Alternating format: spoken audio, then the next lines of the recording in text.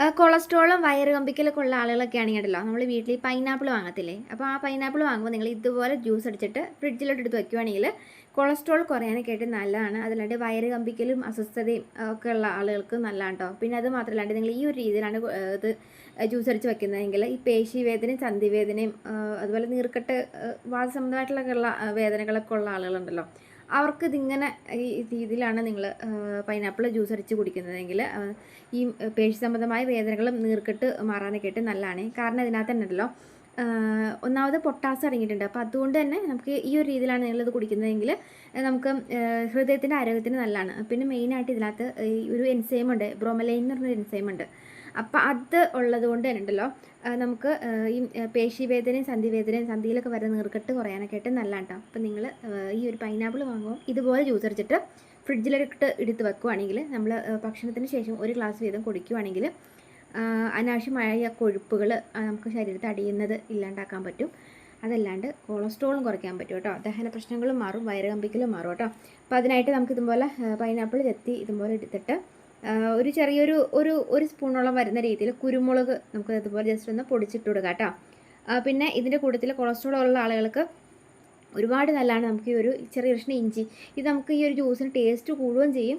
അതല്ലാണ്ട് നമുക്കിത് ഈ ചില ആളുകൾക്ക് അറിയാമല്ലോ, നമുക്കിങ്ങനെ ഇപ്പോൾ ഭക്ഷണമൊക്കെ കഴിച്ച് കഴിയുമ്പോൾ വയറിങ്ങനെ കണ്ടമാനം ഇങ്ങനെ കമ്പിച്ച് ഇങ്ങനെ ഇരിക്കുന്നുണ്ട്. അപ്പോൾ അങ്ങനെയുള്ള ആളുകൾക്കും ഇതിങ്ങനെ കഴിക്കുന്നത് നല്ലതാണ് കേട്ടോ. അപ്പോൾ ചെറിയൊരു കഷ്ണം ഇഞ്ചി ജസ്റ്റ് ഇതുപോലെ ഒന്ന് കീറിയിട്ട് അതായത് ഇതുപോലെ ആ കുരുമുളക് പൊടിയുടെ കൂട്ടത്തിലേക്ക് അതും കൂടി ഇട്ട് കൊടുക്കണം കേട്ടോ.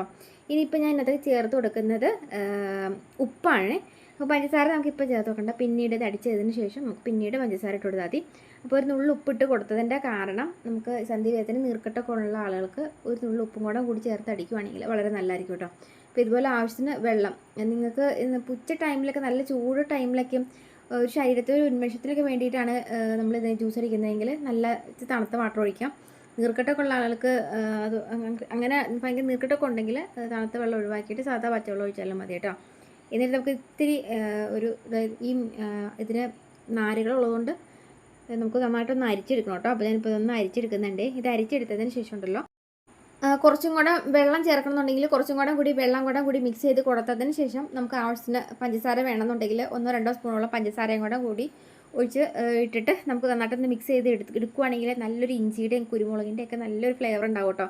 നമുക്ക് ഭക്ഷണത്തിന് ശേഷം ഇത് ഒരു ഗ്ലാസ് കുടിക്കുകയാണെങ്കിൽ നല്ല രീതിയിൽ ദഹനം ഉണ്ടാവും, വയറ് കമ്പിക്കലും മാറുകയും ചെയ്യും കേട്ടോ.